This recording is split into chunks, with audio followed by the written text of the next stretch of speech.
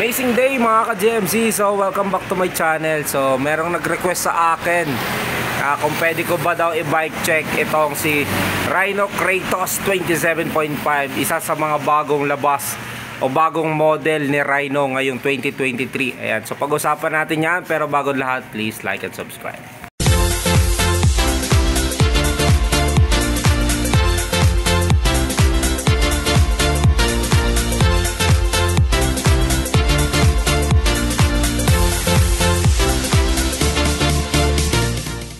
Amazing day mga ka-GMC. So andito na yung Rhino Kratos natin 27.5. Isa ito sa mga bagong gawa o bagong labas ni Rhino Bikes. Ayan, ito naiba yung frame nito, no, ni Rhino Kratos natin sa mga normal na mga frame natin. Yung mga frame na mostly na nakikita natin na naka-tubular, di ba? Mostly ganon. Pero ito naiba yung kanyang down tube. Ayan, so dito, pisa natin, color combination niya orange with gray, no, mga ka-GMC, na may halong white. Ayan, so kung mapapansin nyo, ayan, so frame niya is an alloy. Ayan, 6061 alloy material, mountain bike. Then, dito sa kanyang top tube, dito nakalagay yung kanyang model na Kratos. Ayan, yung Kratos niya, no, naiiba din. So maganda yung pagka-design niya dito. Then dito sa taas niya, siyempre MTB na Rhino. Then naiba din talaga yung frame nito, lalo sa kanyang top tube. Ayan, kung mapapansin nyo sa forma niya, so dito plain, tapos may pa-side dito, straight na naman, tapos ganon. So apat na side siya, pero hindi mo siya masabing square, kasi diba yung design niya may mga kanto-kanto. Ayan, so malapad dito sa taas, tas slim dito yung sa side na to. Then dito naman sa kanyang down tube, ayan, kung mapapansin nyo, meron siyang 6 na kurbada. So yun, no, forma ng frame. Ayan, so yung frame nito ay naka-hexagon. So 6, so 1, 2, 3, 4, 5 and 6 na surface, no. So yan po ay naka-hexagon na design ang kanyang frame. Yung frame pala niya, ayan, kung mapapansin natin, nakikita pa rin natin yung pinagka-weldingan niya o bakas ng kahapon. Ayan, so ganun din dito. Meron yung lagayan dito, yung butas. Ayan, so nasa inyo, kasi merong mga nabibiling mga pang-carrier na para dito. So may abang na po yan. So yung kanya namang seat post, ayan, quick release to. Ayan, so adjustable. So hindi mo na kailangan ng tools pag ina-adjust mo. 27.2 ito, pero yung seat post niya ay bakal. Then stock pedal, plastic ball bearing. Kanya namang saddle, ayan, makapal yan na malapad. Ayan, kung mapapansin nyo, lapad. So dito naman tayo sa kanyang head set tube. Dito nakalagay yung delicate charm.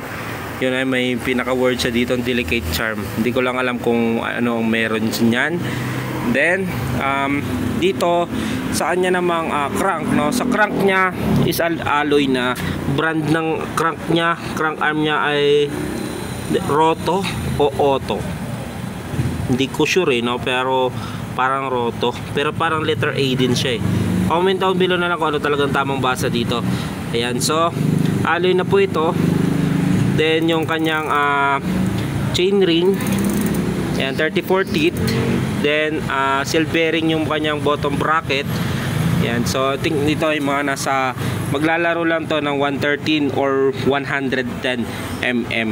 Ayan, yung kanya namang frame, no, pwede mo siyang gawing 2x or 3x. Kahit sa nakasetup sa kanya ay naka 1x, pwede mo pa rin lagyan ng FD kung gusto mo magkaroon ng 2x or 3x. Yung 2x kasi, yan po yung may buwelo, no, kasi single speed, yan lang, very common, lo, yung isa lang po yung pinaka-pwersa mo dito sa kanyang crank.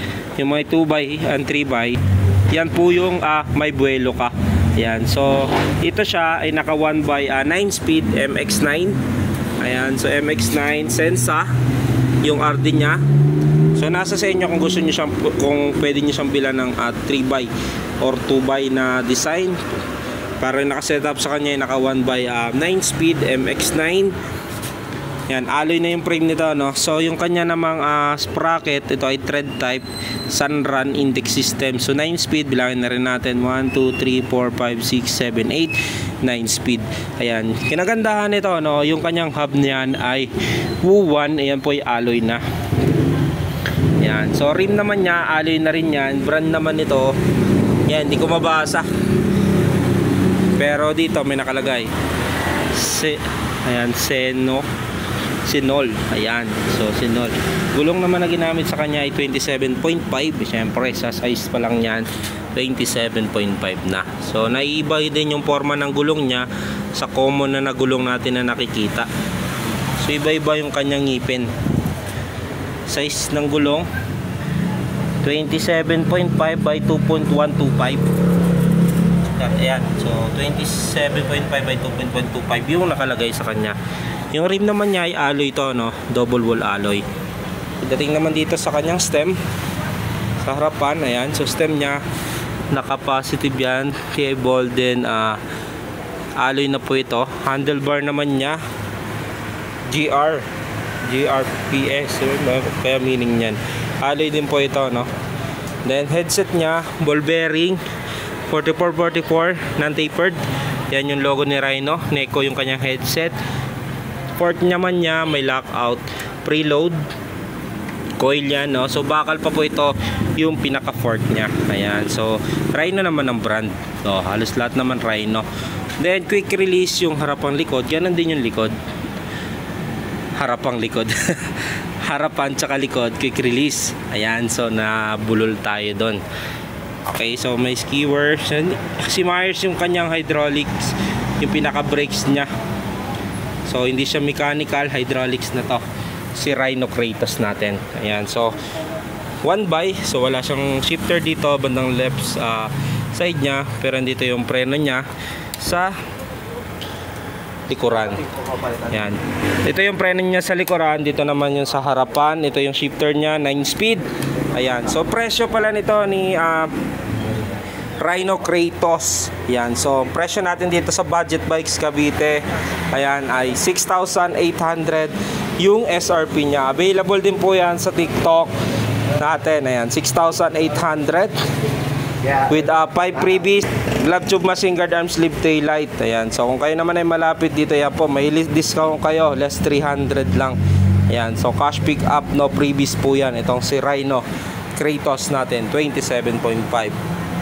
Comment down below kung nagustuhan nyo yung bagong labas ni Rhino natin, mga ka-GMC.